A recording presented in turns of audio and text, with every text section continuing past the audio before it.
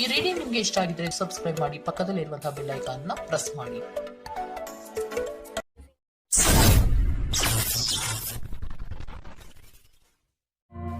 Duck ನಿಮ್ಗೆ ಬಂದಿರುವಂತಹದ್ದು 2 of swords ಬಂದಿದೆ. ಕೆಲವೊಂದು ಇಂಡಿಸಿಷನ್ ಅಲ್ಲಿ ಇರುವಂತಹದ್ದು, ಯಾವುದೇ ರೀತಿಯ ಡಿಸಿಷನ್ ಅನ್ನ ಮಾಡಕ್ ಆಗ್ದಿರಾ ಅಥವಾ ಕೆಲವೊಂದು ಡಿಸಿಷನ್ ನ ಮಾಡ್ದಿರಾ ನೀವು ಸುಮ್ಮನೆ ಇರುವಂತಹದ್ದು ರೆಪ್ರೆಸೆಂಟ್ ಆಗ್ತಾ ಇದೆ ಬಾಟಮ್ ಆಫ್ ದ ಡಕ್ ಅಲ್ಲಿ. ನಿಮ್ಮ ಲವ್ ಲೈಫ್ ನ ವಿಚಾರದಲ್ಲಿ ರೀಸೆಂಟ್ ಪಾಸ್ಟ್ ನಲ್ಲಿ ಕೆಲವೊಂದು ರೀತಿಯ ಎಂಡಿಂಗ್ ಗಳಾಗಿರುವಂತಹದ್ದು, ಲವ್ ಲೈಫ್ ನ ವಿಚಾರದಲ್ಲಿ ಕೆಲವೊಂದು ರೀತಿಯ ಡಿಸ್ಟರ್ಬೆನ್ಸ್ ಗಳಾಗಿರುವಂತಹದ್ದು, ಅವ್ಯವಸ್ಥೆಗಳಾಗಿರುವಂತಹದ್ದು, ಸಮಾಧಾನ ಇಲ್ಲದೆ ಇರುವಂತಹದ್ದು ರೆಪ್ರೆಸೆಂಟ್ ಆಗ್ತಾ ಇದೆ. ಯಾಕೆ ಅಂದ್ರೆ ಲವ್ ಲೈಫ್ ನ ವಿಚಾರದಲ್ಲಿ ಯಾವುದೇ ರೀತಿಯ ಪಾಸಿಟಿವ್ ಬದಲಾವಣೆಗಳು ಆಗುತ್ತಾ ಅನ್ನುವಂತಹದ್ದು ನೀವು ಪಾಸ್ಟ್ ನಲ್ಲಿ ನೀವು ನಿಮ್ಮ ಲವ್ ಲೈಫ್ ನಲ್ಲಿ ನೀವು ಆಲೋಚನೆಯನ್ನ ಮಾಡಿದ್ದೀರಿ, ಕೆಲವೊಂದು ಬದಲಾವಣೆಗಳಾಗುವಂತ ಸಾಧ್ಯತೆಗಳಿದೆಯಾ ಅಂತ. ಆದ್ರೆ ಎಂಡಿಂಗ್ ಗಳಾಗಿರುವಂತಹದ್ದು ಯಾವುದೇ ರೀತಿಯ ಸರಿ ಹೋಗಿಲ್ದೇ ಇರುವಂತಹದ್ದು ರೆಪ್ರೆಸೆಂಟ್ ಆಗ್ತಾ ಇದೆ.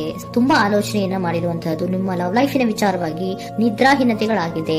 ಕೆಲವೊಂದು ರೀತಿಯ ಸ್ಟ್ರೆಸ್ಸಿಗೆ ಒಳಗಾಗಿರುವಂತಹದ್ದು ನಿಮ್ಮ ರೀಸೆಂಟ್ ಪಾಸ್ಟಿನಲ್ಲಿ ನಡೆದಿರುವಂತಹದ್ದು. ಲವ್ ಲೈಫಿನ ವಿಚಾರವಾಗಿ ಯಾವುದೇ ರೀತಿಯ ಅಂತ ಸಮಾಧಾನದ ಏನು ನಿಮ್ಗೆ ನಡೆದಿಲ್ಲ. ಆ ಕಾರಣಕ್ಕೇನೆ ನಿಮ್ಗೆ ಕೆಲವೊಂದು ವಿಚಾರಗಳನ್ನ ಡಿಸಿಷನ್ ತಗೊಳ್ಳುವಂತಹದ್ದು, ಡಿಸೈಡ್ ಅನ್ನ ಮಾಡುವಂತಹದ್ದು ನಿಮ್ಗೆ ಕಷ್ಟ ಆಗ್ತಾ ಇರೋದು. ನೀವು ಪ್ರೆಸೆಂಟ್ ಸಿಚುಯೇಷನ್ ಅಲ್ಲಿ ಬರುವಂತಹ ಆಫರ್ಗಳನ್ನ ನೀವು ಏನ್ ಮಾಡ್ತಾ ಇದ್ದೀರಾ ಅಂದ್ರೆ ರಿಜೆಕ್ಟ್ ಮಾಡ್ತಾ ಇದ್ದೀರಾ ಅಥವಾ ಮಿಸ್ ಮಾಡ್ಕೋತಾ ಇದ್ದೀರಾ. ಕೆಲವೊಂದು ಆಪರ್ಚುನಿಟೀಸ್ ಗಳು ಬಂದ್ರೂ ಕೂಡ ಅದರ ಬಗ್ಗೆ ನೀವು ಕರೆಕ್ಟ್ ಆಗಿ ಗಮನವನ್ನ ಕೊಡ್ತಾ ಇಲ್ಲ. ಯಾಕೆ ಕೊಡ್ತಾ ಇಲ್ಲ?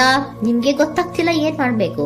ಅದಕ್ಕೋಸ್ಕರ ನೀವ್ ಏನ್ ಮಾಡ್ತಿದ್ದೀರಾ, ಎಂಡಿಂಗ್ ಆದಂತಹ ಆಫರ್ಗಳಿರ್ಬೋದು ಅಥವಾ ಬೇರೆ ಯಾವುದೇ ಆಫರ್ಗಳಿರ್ಬೋದು ಬಂದ್ರೆ ಅದನ್ನ ನೀವು ಗಮನನೇ ಕೊಡದೇ ಇರುವಂತಹದ್ದು.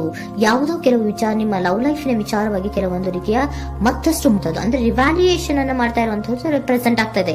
ಪ್ರೆಸೆಂಟ್ ಅಲ್ಲಿ ನಾನು ಯಾವುದೇ ಆಫರ್ ಅನ್ನ ತಗೊಳ್ಳುವಂತ ಸ್ಥಿತಿಯಲ್ಲಿ ಇಲ್ಲ ಅನ್ನುವಂತ ರೀತಿಯಲ್ಲಿ ನೀವು ಆಫರ್ಗಳನ್ನ ಮಿಸ್ ಮಾಡ್ಕೊಳ್ಳುವಂತಹದ್ದು ಅಥವಾ ರಿಜೆಕ್ಟ್ ಮಾಡುವಂತಹದ್ದು ರೆಪ್ರೆಸೆಂಟ್ ಆಗ್ತಾ ಇದೆ.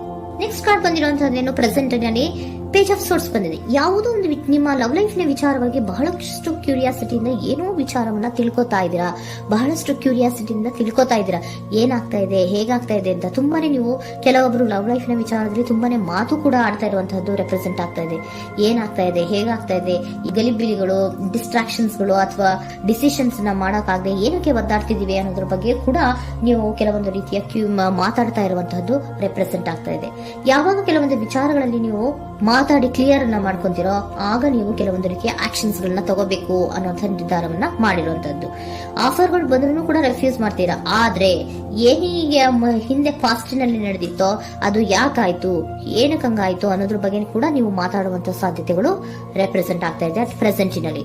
ಆಮೇಲೆ ನೀವು ಮಾತಾಡಿದ್ಮೇಲೆ ಕೆಲವೊಂದು ರೀತಿಯ ನಿರ್ಧಾರಗಳನ್ನ ಮಾಡುವಂತಹದ್ದು. ನೈಟ್ ಆಫ್ ವ್ಯಾಂಡ್ಸ್ ಬಂದಿದೆ. ಸೊ ಅವಾಗ ನೀವು ನಿಮ್ಮ ಕೆಲವೊಂದು ವಿಚಾರಗಳಲ್ಲಿ ಕ್ಲಾರಿಟಿಗೆ ಬಂದ್ಮೇಲೆ ನಿಮ್ಮ ಲವ್ ಲೈಫಿನ ವಿಚಾರದಲ್ಲಿ ಕೆಲವೊಂದು ಆಕ್ಷನ್ ಗಳನ್ನ ತಗೊಳ್ಳುವಂತಹದ್ದು ರೆಪ್ರೆಸೆಂಟ್ ಆಗ್ತಾ ಇದೆ.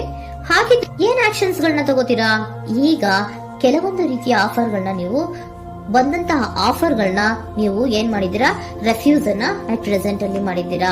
ಈಗಲೂ ಕೂಡ ನೀವು ಬಂದಂತಹ ಆಫರ್ ಅನ್ನ ನೀವೇನ್ ಮಾಡ್ತೀರಾ, ರೆಫ್ಯೂಸ್ ಅನ್ನ ಮಾಡ್ತೀರಾ ಅಥವಾ ರಿಜೆಕ್ಟ್ ಅನ್ನ ಮಾಡ್ತೀರಾ. ಯಾಕೆ? ಸೆಕೆಂಡ್ ಕಾರ್ಡ್ ನಿಮ್ಗೆ ಇಮಿಡಿಯೇಟ್ ಫ್ಯೂಚರ್ ನಲ್ಲಿ ಸೆಕೆಂಡ್ ಕಾರ್ಡ್ ಬಂದಿರೋದು ಯಾವುದು, ಹಾರ್ಮೆಟ್ ಕಾರ್ಡ್ ಬಂದಿದೆ. ಸೊ ಲೋನ್ಲಿನೆಸ್ ಅನ್ನ ರೆಪ್ರೆಸೆಂಟ್ ಮಾಡುತ್ತೆ. ಯಾಕೆ ಲೋನ್ಲಿನೆಸ್ ಅನ್ನ ರೆಪ್ರೆಸೆಂಟ್ ಮಾಡುತ್ತೆ? ಬೇಡಪ್ಪ, ಈ ಜಗ್ಲಿಂಗ್ ಗಳೇ ಬೇಡ. ತುಂಬಾ ಜಗ್ಲಿಂಗ್ ಇದೆ ನಿಮ್ಮ ಲವ್ ಲೈಫ್ ನ ವಿಚಾರದಲ್ಲಿ. ಕೆಲವೊಬ್ಬರಿಗೆ ತುಂಬಾ ಜಗ್ಲಿಂಗ್ ಇದೆ. ಯಾವಾಗ್ಲೂ ಬ್ಯಾಲೆನ್ಸ್ ಅನ್ನ ಮಾಡ್ತಾ ಇರ್ಬೇಕು. ಈ ಕಡೆಗೆ ಹೇಳಿದ್ರೆ ಆ ಕಡೆಗೆ ಹೋಗುತ್ತೆ, ಆ ಕಡೆಗೆ ಹೇಳಿದ್ರೆ ಈ ಕಡೆಗೆ ಬರುತ್ತೆ. ಯಾವ ಕಡೆ ಅಂತ ಮಾಡೋದು ಅನ್ನುವಂತಹ ಆಲೋಚನೆಯನ್ನ ಮಾಡ್ತಾ ಇರುವಂತದ್ದು. ಸದ್ಯಕ್ಕೆ ಯಾವುದೇ ಆಫರ್ ಬೇಡ, ಸ್ವಲ್ಪ ಒಂಟಿಯಾಗಿರೋಣ ಅಂತ ನೀವು ಆಲೋಚನೆಯನ್ನ ಮಾಡ್ತಾ ಇರುವಂತದ್ದು ರೆಪ್ರೆಸೆಂಟ್ ಆಗ್ತಾ ಇದೆ.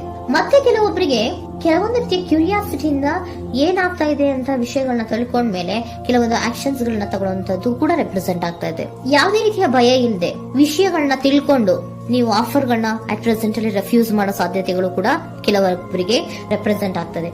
ಯಾಕೆ ಆಫರ್ಗಳನ್ನ ರೆಫ್ಯೂಸ್ ಮಾಡ್ತೀರಾ? ನಿಮ್ಮ ಲವ್ ಲೈಫ್ ನ ವಿಚಾರದಲ್ಲಿ ಬರೀ ಜಗ್ಲಿಂಗ್, ತುಂಬಾ ಬ್ಯಾಲೆನ್ಸ್ ಅನ್ನ ಮಾಡ್ಬೇಕು.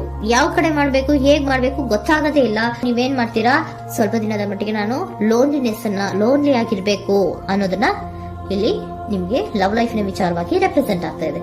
ಈ ಎಲ್ಲಾ ಕನ್ಫ್ಯೂಷನ್ಸ್ ಇರೋದ್ರಿಂದಲೇ ನಿಮ್ಗೆ ಬಾಟಮ್ ಆಫ್ ದ ಡಕ್ ಬಂದಿರೋಂತದ್ದು 2 ಆಫ್ ಸೋರ್ಸ್ ಬಂದಿರೋಂತದ್ದು. ಸೊ ಇಂಡಿಸಿಷನ್ ಆಗ್ತಾರ ಅಂತ ಏನ್ ಮಾಡ್ಬೇಕು ಗೊತ್ತಾಗಲ್ಲ. ಅದಕ್ಕೇನೆ ನೀವು ಇಲ್ಲಿ ಕುತ್ಕೊಂಡ್ಬಿಟ್ಟಿದೀರಾ, ನನ್ನ ಲವ್ ಲೈಫ್ ನ ವಿಚಾರವಾಗಿ ಯಾವ ನಿರ್ಧಾರವನ್ನ ಮಾಡ್ಬೇಕು ಅನ್ನುವಂತಹ ಆಲೋಚನೆಯನ್ನ ಮಾಡ್ತಾ ಇರುವಂತದ್ದು, ಹಾಗೇನೆ ಮಾಡುವಂತದ್ದು ನಿಮ್ಗೆ ರೆಪ್ರೆಸೆಂಟ್ ಆಗ್ತಾ ಇರೋದು. ಕೆಲವೊಬ್ರು ರೆಫ್ಯೂಸ್ ಅನ್ನ ಮಾಡಿ ಮುಂದೆ ಹೋಗುವಂತ ಸಾಧ್ಯತೆಗಳು ಇರುವಂತಹದ್ದು, ಮತ್ತೆ ಕೆಲವೊಬ್ರು ಆಫರ್ ಗಳನ್ನ ಬರುವಂತದನ್ನ ಬ್ಯಾಲೆನ್ಸ್ ಅನ್ನ ಮಾಡಬೇಕು, ಜಗ್ಲಿಂಗ್ ಅನ್ನ ಮಾಡಬೇಕು, ಸದ್ಯದ ಮಟ್ಟಿಗೆ ಒಂಟಿಯಾಗಿ ಇರೋಣ ಅಂತ ಆಲೋಚನೆಯನ್ನ ಮಾಡ್ತಾ ಇರುವಂತದ್ದು ರೆಪ್ರೆಸೆಂಟ್ ಆಗ್ತಾ ಇದೆ. ನಿಮ್ಗೆ ಏಂಜಲ್ ಗೈಡೆನ್ಸ್ ಏನ್ ಕೊಡ್ತಾ ಇದ್ದಾರೆ, ಡೋಂಟ್ ಸ್ಟಾಪ್. ಇಲ್ಲಿ ಡೋಂಟ್ ಸ್ಟಾಪ್ ಇನ ಅರ್ಥ ಏನಪ್ಪಾ ಅಂದ್ರೆ, ಯಾವ ಕೆಲವು ವಿಚಾರಗಳ ಬಗ್ಗೆ ಕ್ಲಾರಿಟಿ ಬೇಕು ನಿಮ್ಗೆ, ಯಾವ ವಿಚಾರಗಳಲ್ಲಿ ನೀವು ಕನ್ಫ್ಯೂಷನ್ಸ್ ಅಲ್ಲಿ ಒದ್ದಾಡ್ತಾ ಇದ್ದೀರಾ, ಏನ್ ಕ್ಲಾರಿಟಿ ಬೇಕೋ ಅದನ್ನ ಧೈರ್ಯವಾಗಿ ಮುಂದೆ ಬಂದು ಅದನ್ನ ಕ್ಲಾರಿಟಿಯನ್ನ ತಗೊಂಡು ಮುಂದೆ ಹೋಗು, ಅಲ್ಲೇ ನಿಂತ್ಕೋಬೇಡ ಅನ್ನುವಂಥದ್ದನ್ನ ನಿಮ್ಗೆ ಹೇಳ್ತಾ ಇದ್ದಾರೆ. ಯಾವ ವಿಚಾರವನ್ನ ನೀವು ಲವ್ ಲೈಫ್ ನ ವಿಚಾರದಲ್ಲಿ ಏನ್ ಈ ಜಗ್ಲಿಂಗ್ಗಳು ಅಥವಾ ಈ ಬ್ಯಾಲೆನ್ಸ್ ಗಳನ್ನ ಮಾಡ್ಕೊಂಡು ಅಥವಾ ಎಳ್ದಾಟಗಳನ್ನ ಮಾಡ್ಕೊಂಡಿದ್ದೀರೋ ಅಲ್ಲಿಗೆ ಕ್ಲಾರಿಟಿಯನ್ನ ತಗೊಳ್ಳಿ, ಧೈರ್ಯವಾಗಿ ಕ್ಲಾರಿಟಿಯನ್ನ ತಗೊಂಡು ನೀವು ಮುಂದೆ ಆಕ್ಷನ್ಸ್ ಅನ್ನ ತಗೊಳ್ಳುವಂತದ್ದು ರೆಪ್ರೆಸೆಂಟ್ ಆಗ್ತಾ ಇದೆ.